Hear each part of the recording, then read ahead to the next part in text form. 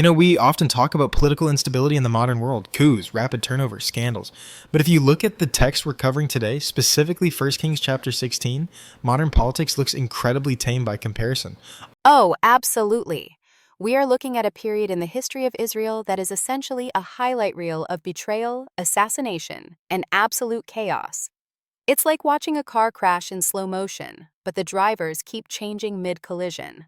That is a perfect image. We're covering 1 Kings 16 and 2 Chronicles 17 today, and really, it's a tale of two very different kingdoms.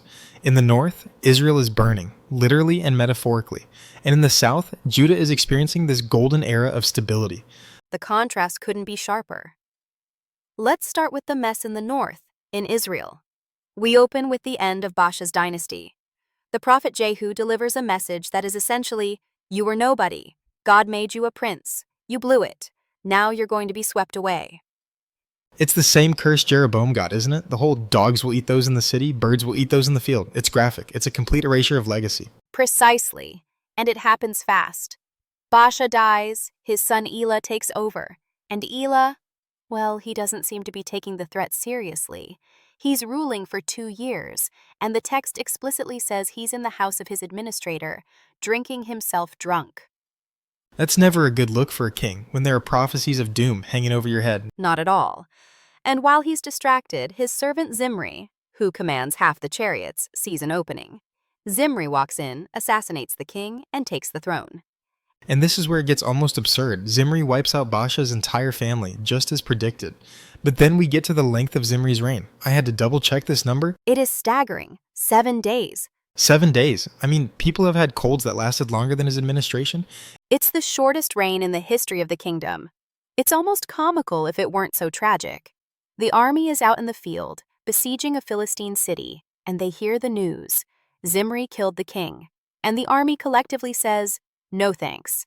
They immediately proclaim their commander, Omri, as king. So you have a military coup against the usurper. Exactly.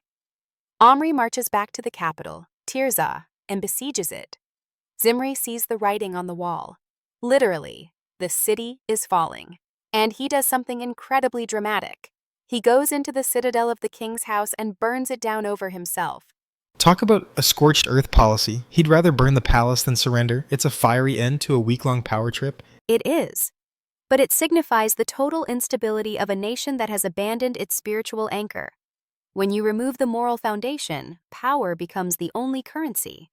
And power is slippery. But here's where it gets historically significant. Out of this fire rises Omri. Now, Omri is interesting because historically, secular history views him as a very powerful, effective king. Right. He stabilizes the civil war because there was another guy, Tibni, fighting for the throne for a while.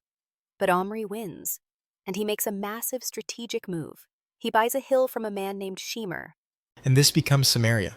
Yes, he builds a brand new capital city from scratch. Strategically, it's brilliant. It's on a hill, it's defensible, it's central. Samaria becomes the capital of the northern kingdom for the rest of its history. So, politically, Omri is a heavyweight. But the text doesn't care about his real estate deals, does it? Not even a little bit. The verdict is chilling. Omri did evil in the sight of the Lord and dealt wickedly above all who were before him. He set a new low bar. He wasn't just following the drift, he accelerated it. And just when you think you've hit the bottom of the barrel with Omri, his son steps up, Ahab. Ahab. A name that has become synonymous with villainy. If Omri was bad, Ahab is catastrophic. The text says he considered the sins of Jeroboam a light thing, like, oh, worshipping golden calves, that's amateur hour. He escalates it by marrying Jezebel, and that changes everything. It does. Jezebel is a Sidonian princess. This isn't just a political alliance, it's a theological invasion. She brings the worship of Baal, but not just as a side hobby. They build a temple for Baal in Samaria. They set up the Asherah pole. They are institutionalizing the worship of foreign gods at the state level.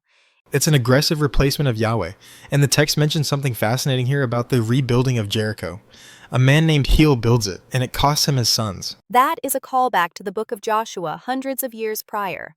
Joshua cursed anyone who would rebuild Jericho, saying it would cost them their firstborn and their youngest. Heel does it anyway. It shows the absolute arrogance of Ahab's era. They didn't just ignore God's law, they openly defied it, even when the consequences played out right in front of their eyes. So the North is in a spiritual freefall. You have murder, suicide, civil war, and now state-sponsored idolatry. It's dark. Extremely dark. But then we turn the page to 2 Chronicles 17. We go south to Judah, and it feels like stepping into a different universe. Enter Jehoshaphat, Asa's son. Jehoshaphat is a breath of fresh air. The text says he strengthened himself against Israel. He knew the chaos up north was dangerous, so he fortified his borders. But his real strength wasn't just military. Right? The text says the Lord was with him because he walked in the first ways of his father David. He didn't seek the Baals. That phrase, first ways, is key. He went back to the roots. He removed the high places and the Asherah poles from Judah. But here is what makes Jehoshaphat unique, and I think this is the most brilliant part of his reign. He didn't just remove the bad, he installed the good. You're talking about the education program. Yes, in the 3rd year of his reign, he sends out his officials, along with Levites and priests, to the cities of Judah, and they have the book of the law of the Lord with them. They go town to town teaching the people. That is profound if you think about it. Most kings consolidate power by hoarding knowledge or keeping the populace distracted. Jehoshaphat secures his kingdom by educating the common people in the law. Exactly. He understood that a nation isn't held together just by walls or chariots. It's held together by a shared moral understanding. By teaching the law, he was building a society that knew right from wrong. He was democratizing the knowledge of God. And the result? The text says, the fear of the Lord fell on all the kingdoms of the lands. They didn't make war on him. It's the opposite of the north.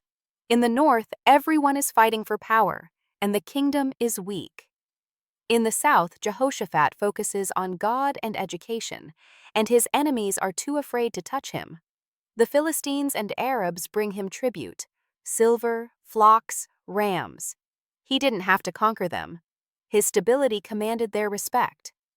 The military numbers are staggering too. It lists hundreds of thousands of mighty men of valor. The numbers represent the fruit of that stability. When a society is orderly, when families are stable, the population grows, the economy thrives, and the military capacity explodes. Jehoshaphat had over 1 million men ready for war, according to the Chronicles account. It's a massive deterrent. It's a classic case of peace through strength, but the strength came from spiritual fidelity, not just budget allocation. Precisely. And I think that's the philosophical core of these 2 chapters. You have 2 models of leadership. The Omri Ahab model is about ambition, construction, and imposing your will, even if it means defying the moral order of the universe. It looks strong on the outside. Samaria was a great city, but it's rotting from the inside. And the Jehoshaphat model is about alignment. Aligning with tradition, aligning with God's law, and investing in the character of the people. And notice the sustainability. The north is a revolving door of dynasties.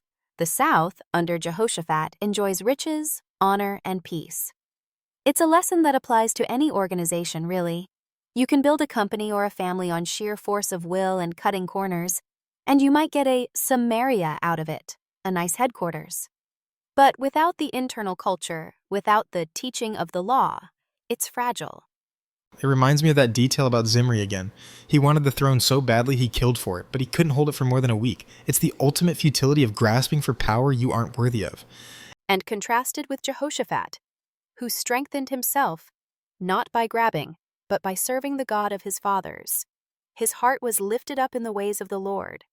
That's a beautiful phrase. It wasn't pride, it was confidence in the right path. So, as we wrap up this comparison, we're left with a choice of legacies.